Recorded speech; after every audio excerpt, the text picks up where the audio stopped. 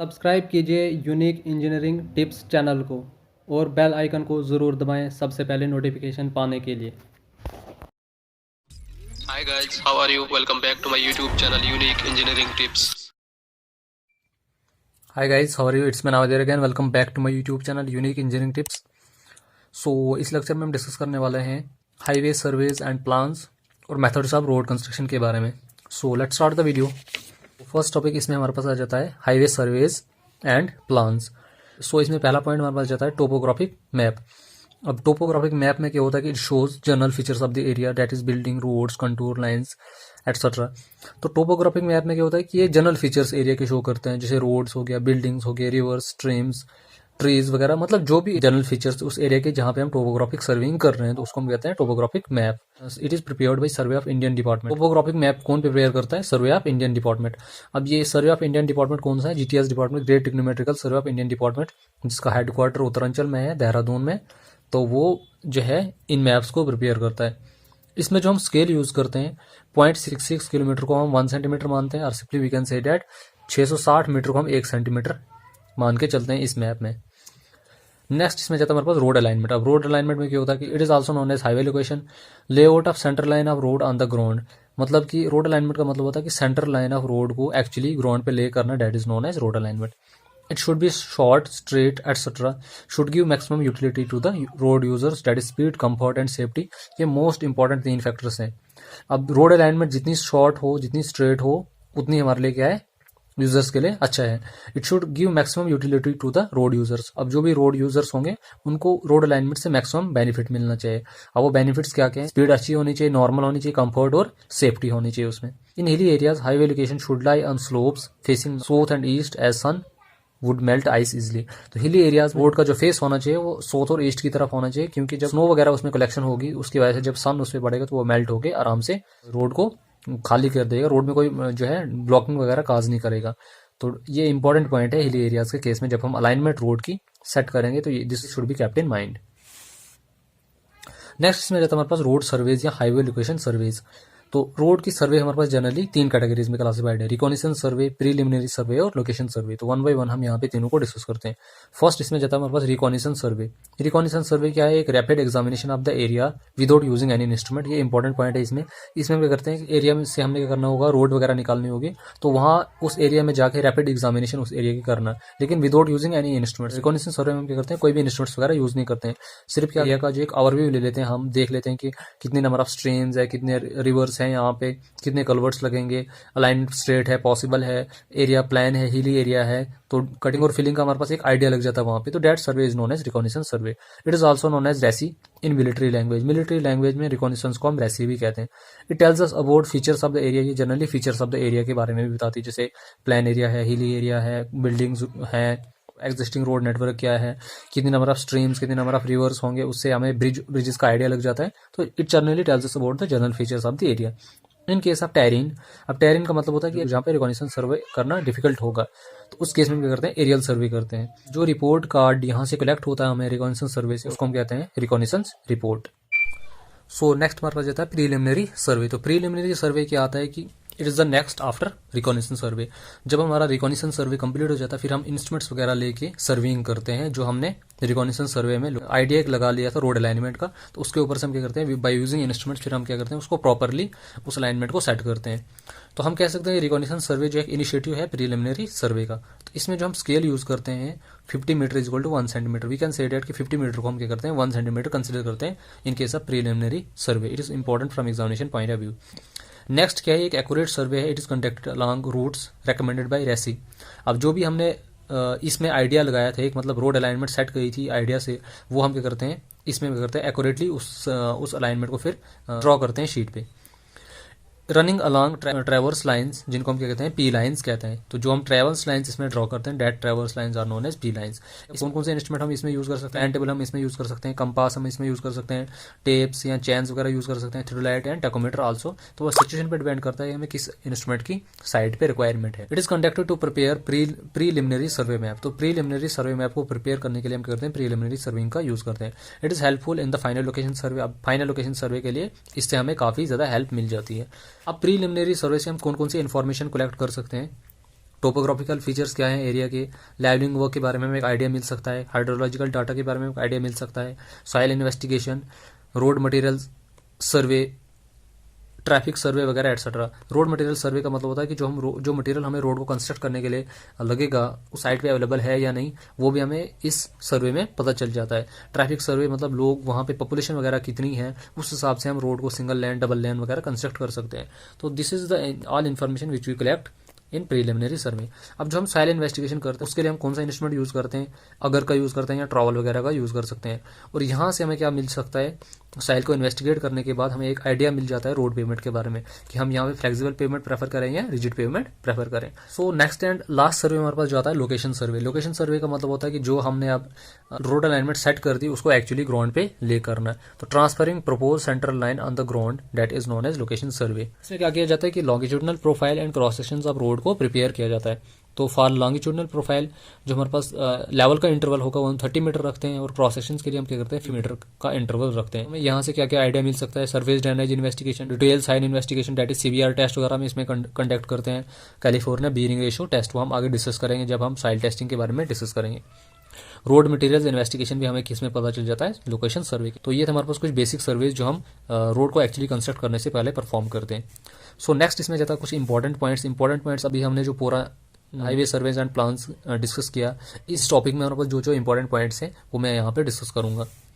तो first point इसमें जाता है हमारे पास मास्टर प्लान। अब मास्टर प्लान क्या होता है कि it is the final road development plan showing different possible networks of new roads and improvement of some existing roads. क्या दिखाता है हमें कि it shows different possible networks of new roads, जो नई रोड्स हम कंस्ट्रक्ट करने जा रहे हैं उनके लिए हमारे पास जो अलग अलग पॉसिबल नेटवर्क्स हैं, और अगर हमने कोई ओल्ड एग्जिस्टिंग रोड्स में कोई इंप्रूवमेंट वगैरह करनी है तो उसके बारे में भी हमें मास्टर प्लान आइडिया देता है। सो नेक्स्ट इसमें हमारे पास जाता है हाईवे प्लान्स। जो भी हम हाईवे प्लान्स प्रिपेयर करते हैं उनको हम जनरली 4 स्टेजेस में करते हैं, plan A, plan B, plan C और प्लान डी। अब प्लान ए में क्या होता है कि it shows existing topographical details, existing road networks etcetera, मतलब जो भी ऑलरेडी एग्जिस्टिंग थिंग्स हैं उस एरिया में जहां पे हम रोड कंस्ट्रक्ट कर रहे हैं। प्लान ए हमें उसके बारे में इंफॉर्मेशन देता है। प्लान बी क्या शो करता है, it shows the distribution of different population groups, ये डिफरेंट पॉपुलेशन ग्रुप्स को शो करता है। अब प्लान सी क्या शो करता है, it shows the location of places with their respective quantities of productivity. तो जो भी अलग अलग प्लेसेस है उनकी रेस्पेक्टिव क्वांटिटीज जो प्रोडक्टिविटी की होगी हमें किससे मिलती है, प्लान सी से इन्फॉर्मेशन मिलती है। Plan D generally shows existing road network with traffic flow pattern, desire lines obtained from origin and destination etcetera. तो प्लान डी में जो ऑलरेडी एग्जिस्टिंग रोड नेटवर्क है, ट्रैफिक फ्लो पैटर्न वहाँ का कैसा है, ओरिजिन एंड डेस्टिनेशन पॉइंट्स के बारे में हमें यहाँ से पता चलता है। नेक्स्ट इसमें जाता है हमारे पास point number 3, points which control the road alignments. तो जो भी पॉइंट्स रोड अलाइनमेंट को अफेक्ट करते हैं, कंट्रोल का मतलब होता है अफेक्ट करना, तो उनको हम क्या कहते हैं, ऑब्लिगेटरी पॉइंट्स। अब मोस्ट कॉमन एग्जांपल ले लो इसकी, ग्रेव यार्ड हो गया, स्ट्रीम्स वगैरह होगी, मार्शी लैंड वगैरह हो गया, गोल्ड माइंस वगैरह हो गया, या तो मतलब कोई ऐसी चीजें हमारी रोड अलाइनमेंट को ऑब्स्ट्रक्ट करती हैं, तो that points are known as obligatory points. The survey prepared when the area is vast and terrain, तो that survey is known as aerial survey। अब aerial survey कब हम परफॉर्म करते हैं, जब हमारे पास एरिया वास्ट होगा और terrain होगा, तब हम preliminary survey या reconnaissance survey परफॉर्म नहीं कर सकते हैं। then we have to perform the aerial survey। first stage of route selection is map study। तो जब भी हम किसी एरिया के लिए रूट को सिलेक्ट कर रहे हैं कि कौन सी रूट यहाँ के लिए बेस्ट है, फर्स्ट स्टेज में हम क्या करते हैं, उस एरिया के मैप को स्टडी करते हैं। Roads and railway line must cross right angles to each other. तो जब भी हमारे पास रोड, रेलवे लाइन और रोड लाइन आपस में क्रॉस करेंगी तो हमेशा राइट एंगल पे एक दूसरे के साथ क्रॉस करनी चाहिए। तो it's important from examination point of view. In a highway project proposed and existing roads and is are shown through key plan map. ये भी मोस्ट इंपॉर्टेंट पॉइंट है। देखो टोपोग्राफिक मैप में हमने डिस्कस किया था वो general features of the area के बाद इन्फॉर्मेशन देता है, लेकिन हाईवे प्रोजेक्ट में जो प्रपोज्ड और एग्जिस्टिंग रोड नेटवर्क्स और इंपॉर्टेंट प्लेसेस होंगी वो हमें कौन शो करता है, की प्लान मैप। नेक्स्ट इसमें जाता है हमारे पास general topography of the area is shown through index map. जो हमारे जनरल टोपोग्राफी एरिया की कौन सा मैप शो करता है, इंडेक्स मैप। इंडेक्स मैप में जो हम स्केल का यूज करते हैं 0.5 किलोमीटर को 1 सेंटीमीटर मानते हैं। जैसे हमारे पास प्रीलिमिनरी सर्वे के केस में 50 मीटर को हम 1 सेंटीमीटर मानते थे, लेकिन इसमें 0.5 किलोमीटर को 1 सेंटीमीटर मानते हैं। Temporary benchmark in preliminary survey are established at 40 metre from the centre line of the road. तो ये भी इंपॉर्टेंट है कि जो भी हम प्रीलिमिनरी सर्वे के केस में टेम्परेरी बेंचमार्क एस्टैब्लिश करते हैं वो हम 40 मीटर लेते हैं from centre line of the road से। Highway plans are prepared by most का मतलब होता है मिनिस्ट्री ऑफ सरफेस ट्रांसपोर्ट। तो जो भी हमारे पास हाईवे प्लान्स आते हैं वो सारे के सारे कौन प्रिपेयर करता है, ministry of surface transport. Instrument used for examining aerial photographs. Aerial photographs को एग्जामिन करने के लिए हम किस इंस्ट्रूमेंट्स का यूज करते हैं, स्टेरोस्कोप का यूज करते हैं। So these were the important points from the unit highway survey and plan. I hope कि आपको यहाँ तक ये चीज़ें क्लियर हो गई होगी। तो next we will discuss about the methods of road construction, कि रोड को कंस्ट्रक्ट करने के लिए हमारे पास कितने मेथड्स अवेलेबल हैं। रोड को कंस्ट्रक्ट करने के लिए हमारे पास जनरली 5 मेथड्स अवेलेबल हैं। Earthen road method, gravel road method, bituminous road method, water bound macadam method जिसको हम सिंपली WBM कहते हैं, और कंक्रीट रोड मेथड। तो वन बाय वन हम पांचों को यहाँ पे डिस्कस करते हैं। First is earthen road method. अब अर्थन रोड मेथड में क्या होता है कि it is generally used in hilly areas because it doesn't require specialised skills and huge budgets. इसमें क्या होता है कि इस मेथड को हम जनरली हिली एरियाज में यूज करते हैं, क्योंकि इसमें कोई स्किल्ड लेबर की हमें जरूरत नहीं होती है और ना ही ह्यूज बजट की हमें जरूरत होती है इसमें। As the name suggest earth is the main raw material. अब इसके नाम से ही पता चल जाता है यहाँ पे कि अर्थ इसमें क्या होगा, मैन कंस्ट्रक्शन मटेरियल होगा। अब इसमें कंस्ट्रक्शन स्टेप्स क्या है, प्रिपेयरिंग ऑफ सबग्रेड, पहले हम सबग्रेड को प्रिपेयर करते हैं। वाटरिंग ऑफ रोड सरफेस, उसको हम फिर क्या करते हैं, वाटर प्रोवाइड करते हैं उसको OMC टेन करने के लिए। OMC का मतलब होता है ऑप्टिमम मॉइस्चर कंटेंट। उसके बाद जो है नेक्स्ट इसमें ज़्यादा पॉइंट आ जाता है स्प्रेडिंग ऑफ द सॉइल, फिर सॉइल को स्प्रेड करना और द एग्जिस्टिंग लेयर जो हमने प्रिपेयर की। Ruling the layer with OMC, फिर हमने क्या करना है, जो हमने लेयर ले की उसके ऊपर उसको रूल करना है। विद OMC का मतलब होता है ऑप्टिमम मॉइस्चर कंटेंट उसमें ऑब्टेन करना है। फिनिशिंग विद लाइट रूलर, फिर क्या करना है कि लाइट रूलर के साथ उसको फिनिशिंग प्रोवाइड करनी है। तो such type of roads are generally suitable in hilly areas में ही हम क्या करते हैं, इन रोड्स का यूज करते हैं। अब इनका डिसएडवांटेजेस ये है कि they become unstable during rains, जब बारिश वगैरह पड़ती तब हम इन रोड्स का यूज नहीं कर सकते, क्योंकि उसमें क्या हो जाता है कि अकोमोलेशन ऑफ वाटर हो जाता है, मड वगैरह क्रिएट हो जाती है वहाँ पे, उसकी वजह से इन रोड्स को यूज़ करना डिफिकल्ट हो जाता है। और ये हैवी लोड्स को भी रेजिस्ट नहीं कर सकती है। अब जब ज़्यादा धूप वगैरह होगी तो उसकी वजह से हमारे पास क्या आ जाता है, डस्ट वगैरह जो है इनमें क्रिएट हो जाती है। So these are the most common problems in earthen road. Next हमारे पास जाता है gravel road method. So it's an improvement over earthen road, ये मॉडिफिकेशन है अर्दन रोड की, mostly used in rural and semi urban areas. तो ये यहाँ से इंपॉर्टेंट पॉइंट है। देखो हमारे पास जो अर्दन रोड है उसको हम हिली एरियाज में ही प्रेफर करते हैं, लेकिन जो ग्रेवल रोड है इसको हम rural and semi urban areas में यूज करते हैं। Its procedure is much similar to earthen road, only an additional gravel layer is laid after soil compacted. तो इसका मैन्युफैक्चरिंग प्रोसेस है वो सेम है जैसे अर्दन रोड का है, सिर्फ यहाँ पे क्या किया जाता है, एक एडिशनल ग्रेवल लेयर को ले किया जाता है, जो हम सॉइल लेयर को कंपैक्ट करेंगे उसके बाद एक एडिशनल ग्रेवल लेयर इसमें ऐड की जाती है। It is free from dust and slips but it also can't carry heavy traffic. तो इसमें जो है डस्ट वगैरह नहीं होती है, स्लिप वगैरह नहीं होते हैं एज कम्पेयर टू अगर हम देखेंगे अर्दन रोड में, लेकिन ये भी हैवी लोड को रेजिस्ट नहीं कर सकती है। हैवी लोड का मतलब होता है हैवी ट्रैफिक्स को ये रेजिस्ट नहीं कर सकती है। नेक्स्ट इसमें जाता है हमारे पास bituminous road method. Bituminous road method में क्या होता है कि it is made up of asphalt, ये एसफॉल्ट की बनी हुई होती है। अब एसफॉल्ट का मतलब होता है कि जब बिटुमिन में एक इनर्ट मिनरल मटेरियल प्रेजेंट होगा तो that is known as asphalt. अब बिटुमिन हमें कहाँ से मिलता है, डिस्टिलेशन ऑफ क्रूड पेट्रोलियम, वो हम डिस्कस करेंगे जब हम रोड मटेरियल्स के बारे में डिस्कस करेंगे, वहाँ पे आपको मैं डिटेल्स उसके बारे में बताऊंगा।